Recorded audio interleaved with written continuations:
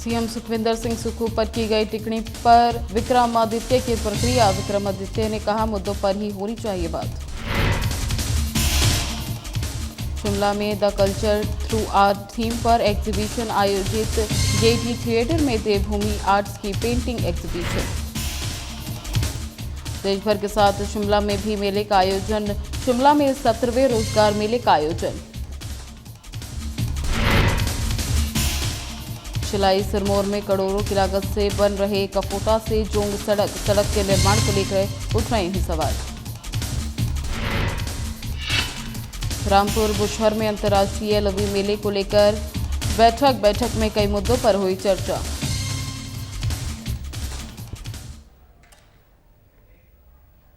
नमस्कार, आपका स्वागत है। मैं हूं आपके साथ ज्योति निषाद। बुलेटिन की शुरुआत करते हैं। मुख्यमंत्री ठाकुर सुखविंदर सिंह सुक्खू बड़सर विधानसभा क्षेत्र के 1 दिवसीय दौरे पर पहुंचे। यहां बुलबुल हेलीपैड पर उनका भव्य स्वागत हुआ। मुख्यमंत्री ने हेलीपैड को जनता को लोकार्पित किया। उन्होंने बड़सर में मिनी सचिवालय सहित कुल 41.52 करोड़ रुपए की परियोजनाओं के उद्घाटन शिलान्यास किए। बड़सर में लगभग 17.45 करोड़ रुपए से बने मिनी सचिवालय और लगभग 1.11 करोड़ रुपए से उप स्वास्थ्य केंद्र बनी तैयार हुआ। मानखंड पर लगभग 2.88 करोड़ रुपए से बनने वाले चेक डैम और 18.72 करोड़ रुपए की लागत से होने वाले धनेता बड़सर सड़क के उन्नयन कार्य का शिलान्यास किया गया। मुख्यमंत्री सुखविंदर सिंह सुक्खू ने इसके बाद बड़सर में मिनी सचिवालय परिसर में जनता को संबोधित किया। मुख्यमंत्री के साथ विधायक सुरेश कुमार और कैप्टन रंजीत सिंह समेत कई गणमान्य व्यक्ति मौजूद रहे। वहीं बड़सर के बीजेपी विधायक इंद्रदत्त लखनपाल ने भी बुलबुल हेलीपैड पर मुख्यमंत्री का पुष्पगुच्छ भेंट कर स्वागत किया। हिमाचल प्रदेश में मैं जानता हूं, पाई पाई जोड़कर एक पक्का घर बनाया जाता है और ये कल्पना भी नहीं उस परिवार ने की होगी जब किसी रात को उसका घर इस भारी आपदा में बह गया। प्रधानमंत्री आवास योजना के तहत 1,30,000 दिया जाता है। मैंने कहा 1,30,000 से घर नहीं बनता। हम उन आपदा प्रभावित परिवारों को नवंबर के पहले हफ्ते में अपने संसाधनों से 7,70,000 रुपया देने जा रहे हैं।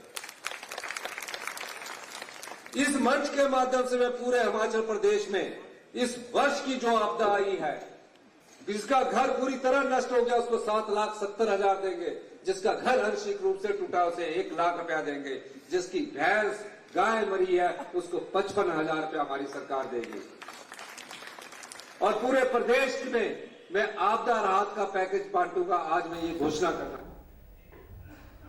बीजेपी विधायक सुधीर शर्मा की मुख्यमंत्री सुखविंदर सिंह सुक्खू पर की गई टिप्पणी को लेकर हिमाचल प्रदेश की सियासत में उबाल देखने के लिए मिल रहा है। सुधीर शर्मा के मुख्यमंत्री सुखविंदर सिंह को कार्टून कहे जाने पर लोक निर्माण मंत्री विक्रमादित्य सिंह ने भी कड़ी प्रतिक्रिया दी। विक्रमादित्य सिंह ने कहा कि पक्ष विपक्ष के बीच मुद्दों पर संवाद और कटाक्ष होना चाहिए। सरकार को भी हर बात का जवाब देने के लिए तैयार रहना चाहिए। विक्रमादित्य सिंह ने कहा कि व्यक्तिगत प्रहार नहीं करना चाहिए। उन्होंने मंडी से लोकसभा सदस्य कंगना रनौत का नाम लिए बिना ही उन पर भी निशाना साधा। उन्होंने कहा, मोहतरमा यहां आकर कभी भी कुछ भी कह देती हैं। ये है बेलगाम है, ये देवभूमि है, हमारे संस्कार इसकी इजाजत नहीं देते। उन्होंने कहा, व्यक्तिगत रूप से प्रहार करना किसी को लेकर कोई लाभ नहीं मिलता। ये मानना है कि प्रदेश में विपक्ष और पक्ष के बीच में आरोप प्रत्यारोप का सिलसिला जारी रहना चाहिए। मुद्दों के ऊपर निश्चित तौर से कटाक्ष भी होनी चाहिए, मुद्दों के ऊपर बात भी होनी चाहिए और मुद्दों के ऊपर सरकार को भी प्रिपेयर्ड रहना चाहिए कि हमारी हर चीज़ पर निंदा भी होगी और कमियों को उजागर भी किया जाएगा। मगर एक पॉलिटिकल लैंडस्केप में हमें इस चीज़ का भी ध्यान रखना है कि हमें निजी रूप से किसी के ऊपर जो है व्यक्तिगत आहार और प्रहार जो है वो नहीं करना चाहिए और एक रिस्पेक्टफुल तरीके से एक पॉलिटिकल डिस्पेंसेशन में कार्य करने की आवश्यकता है। तो उस दृष्टि से हिमाचल प्रदेश वैसे भी एक देवभूमि है और हिमाचल में हालांकि कई ऐसे नेता हैं जो बेलगाम हैं। एक हमारी मोहतरमा हैं जो मुंह में जो मर्ज़ी वो बोल देती हैं, मगर उसका ये मतलब नहीं है कि हम उसका उसी लैंग्वेज में जवाब दें। हमें प्रदेश का जो एक पॉलिटिकल डिस्कोर्स है, एक सभ्यता है, जो संस्कृति है, उसका भी ध्यान रखने की आवश्यकता है। और मेरा यही निवेदन हमारे सभी विपक्ष के साथियों से भी रहेगा कि आप मुद्दों के ऊपर बात करें, मुद्दों के ऊपर कटाक्ष करें। देवभूमि आर्ट्स संस्था की ओर से sustaining the culture through art theme पर पेंटिंग एग्जीबिशन और सेल का आयोजन शिमला के गेटी थिएटर में किया जा रहा है। ये प्रदर्शनी 24 अक्टूबर तक चलेगी। हर दिन स्थानीय व पर्यटक कला प्रदर्शनी का इसमें पहुंच रहे हैं। इस एग्जीबिशन में स्थानीय कलाकार अपनी कला का प्रदर्शन कर रहे हैं, जिनकी कृतियां हिमाचल की समृद्ध संस्कृति और परंपरा को दर्शाती हैं। आयोजन का उद्देश्य स्थानीय कलाकारों को मंच प्रदान करना और पारंपरिक कला को नई पीढ़ी तक पहुंचाना है। आर्टिस्ट विक्रम कुमार ने बताया कि प्रदर्शनी में पहाड़ी miniature painting, landscape painting, sketches, handicrafts, home decor item और अन्य कलात्मक वस्तुओं का प्रदर्शन और बिक्री के लिए रखा गया है। उन्होंने बताया कि वे हर साल प्रदर्शनी लगाते हैं। त्योहारी सीजन चल रहे हैं, ऐसे में अच्छा रिस्पांस मिल रहा है।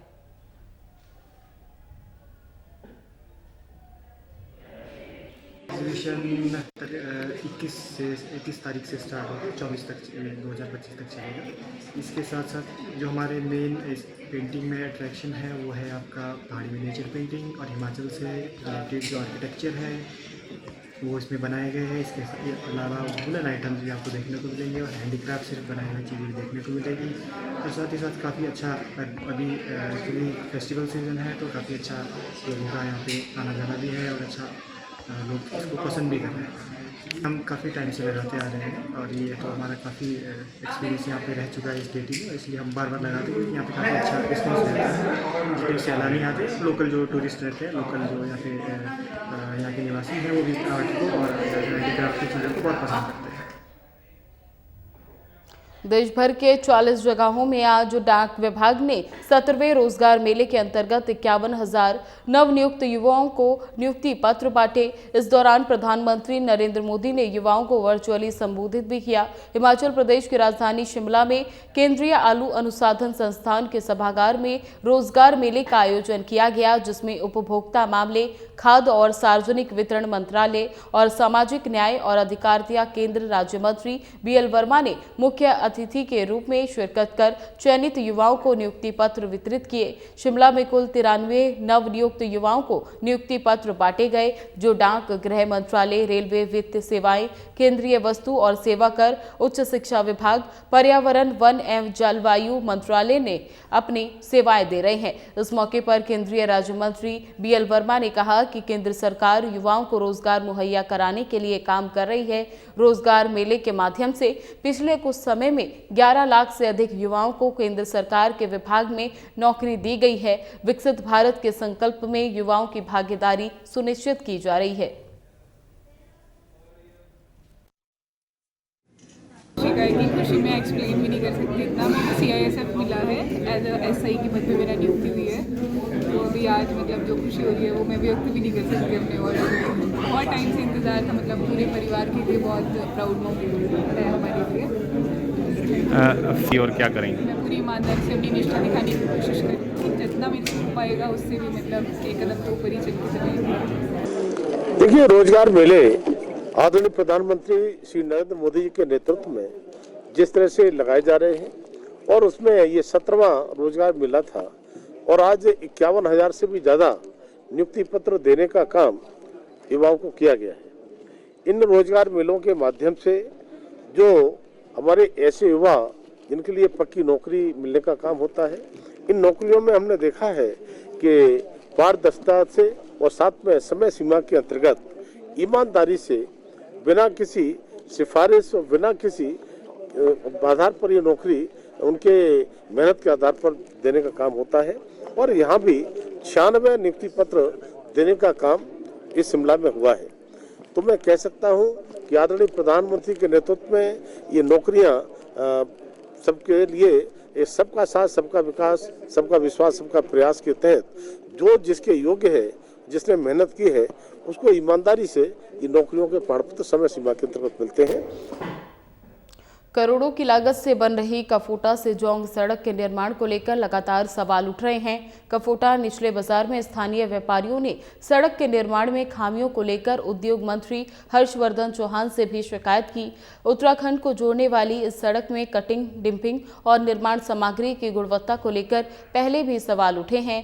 केंद्र और हिमाचल प्रदेश सरकार जहां सड़कों की गुणवत्ता को बेहतर बनाने पर जोर दे रही है, वहीं विभाग और ठेकेदार सरकार की योजनाओं को पलीता लगा रहे हैं। मोटी कमाई के चक्कर में सड़क निर्माण के मापदंडों को दरकिनार किया जा रहा है। उत्तराखंड को जोड़ने वाली कफोटा से जोंग सड़क के चौड़ीकरण के काम में ऐसी ही खामियां उजागर हो रही हैं। सड़क की कटिंग को लेकर सवाल उठाए जा रहे हैं। स्थानीय लोगों का आरोप है कि कई स्थानों पर बेहद कम कटिंग की गई है और कई स्थानों पर कटिंग के मलबे की अवैध डंपिंग की गई है। सड़क निर्माण में उपयोग हो रही सामग्री पर सबसे अधिक गंभीर सवाल उठे हैं। आरोप है कि सड़क निर्माण में घटिया सामग्री का इस्तेमाल किया जा रहा है। बार बार मामले उजागर होने के बाद भी विभाग ने ठेकेदारों के खिलाफ कोई कार्रवाई नहीं की है, जिसकी वजह से पीडब्ल्यूडी विभाग की कार्यप्रणाली को लेकर स्थानीय लोग हैरान हैं। स्थानीय लोगों का कहना है कि ठेकेदार मापदंडों को दरकिनार कर अपनी मर्जी से काम कर रहे हैं और विभाग के अधिकारी इस ओर ध्यान नहीं दे रहे हैं। सड़क की बहुत समस्या थी यहाँ पे, तो सड़क के बारे में हमने कुछ बात की। उन्होंने अभी आश्वासन दिया है कि क्या कहते हैं, ये 10-12 दिन में जो है ना आपकी सड़क बढ़िया बना के जो है तैयार हो जाएगी। और साथ में पानी की समस्या थी यहाँ कोपटा में, तो मतलब इन्होंने उनसे भी बात की है कि मतलब एसडी साहब से कि भी 2-4 दिन में जो है ना मतलब ये समस्या सारी खत्म हो जाएगी। अभी तो ये आश्वासन दिया है जिन्होंने। कोपटा जो आपने ये जामना रोड कोपटा से जो जामना की तरफ जाती है, इसके बारे में जो आपने पूछा, आज माननीय उद्योग मंत्री ठाकुर हर्षवर्धन चौहान जी से कोपटा के लोग मिले और जो ये रोड पहले से बहुत तंग है, इसकी ढंग से कटिंग भी नहीं हुई है। कोपटा के साथ जो दुकानें सटी हुई है, तो इस विषय में वो गाड़ियाँ भी काफ़ी रहती है इस रोड में खड़ी आसपास, तो बहुत ही तंग रोड है।